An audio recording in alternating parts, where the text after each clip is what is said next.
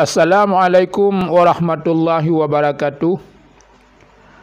Alhamdulillahirabbil alamin. Allahumma salli wa sallim ala sayyidina Muhammad wa ala alihi wa sahbihi ajmain, amma ba'du.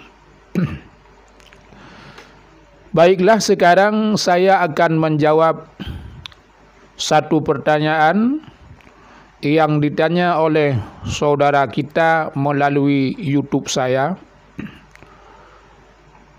Pertanyaannya adalah, apakah daging wajib kita mencuci terdahulu sebelum kita memasaknya? Karena mengingat bahawa pada daging itu ada darah, sedangkan darah itu adalah najis. Maka apakah halal kita makan apabila kita tidak menyucinya, ataupun wajib kita mencucinya sebelum kita memasaknya? Jawabannya adalah,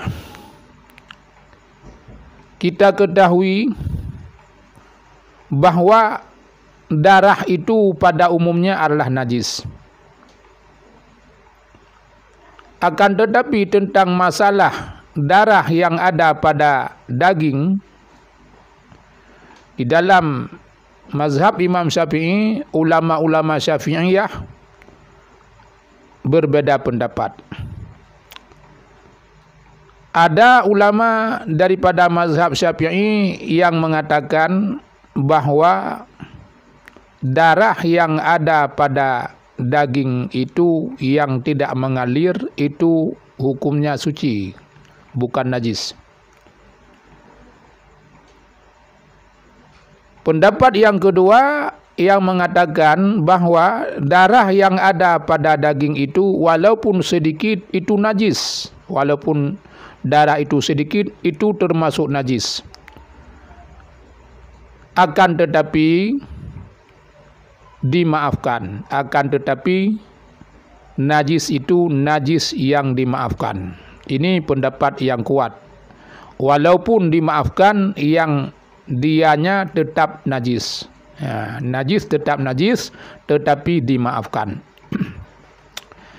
Jadi, karena najis dimaafkan menurut pendapat yang kedua, ataupun karena ini bukan najis menurut pendapat yang pertama, maka boleh, boleh bagi kita untuk tidak mencucinya sebelum memasaknya. Boleh langsung bagi kita ambil daging, kita cincang, kemudian kita masukkan di dalam periuk ataupun di dalam kuali, langsung kita masak. Boleh seperti itu. Tidak usah kita mencucinya terlebih dahulu. Hal ini pernah dilakukan oleh ibu kita, yaitu Ummul Mukminin Aisyah radhiyallahu anha, dulu di depan Rasulullah sallallahu alaihi wasallam, di masa Rasulullah sallallahu alaihi wasallam. Beliau memasakkan daging, kemudian daging tersebut nampaklah bekas-bekas darahnya naik ke atas kuahnya, dan Rasulullah makan kuah tersebut dan beliau tidak mengingkarinya. Maka dengan dalil tersebut, pendapat yang pertama tadi mengatakan bahawa itu bukan najis. Jadi tidak usah dicuci terlebih dahulu. Ini pada daging-daging yang tidak terkena najis yang lain. Adapun apabila terkena najis yang lain, maka wajib kita mencucinya dan tidak halal kita makan apabila belum kita mencucinya, karena telah terkena najis yang lain. Termasuk najis yang lain adalah darah yang ada pada daging yang telah keluar kemudian berlumur kembali dengan najis dengan daging itu, maka daging itu telah berlumuran dengan darah yang telah mengalir, maka daging itu telah menjadi barang yang terkena najis, maka wajib kita membasuhnya terlebih dahulu. Dan lagi ini yang tidak wajib kita membasuhnya langsung boleh kita masak apabila belum kita cuci. Apabila telah kita cuci, maka najis darah-darah yang ada pada daging itu sudah menjalar ke seluruh daging dan membuat daging itu menjadi najis dengan sebab kita mencucinya. Maka apabila telah kita mencucinya, wajib bagi kita untuk menghilangkan semua sifat-sifat daripada darah tersebut sampai benar-benar daging tersebut bersih daripada sifat-sifat darah, baru boleh kita masukkan ke dalam kuali atau ke dalam periuk.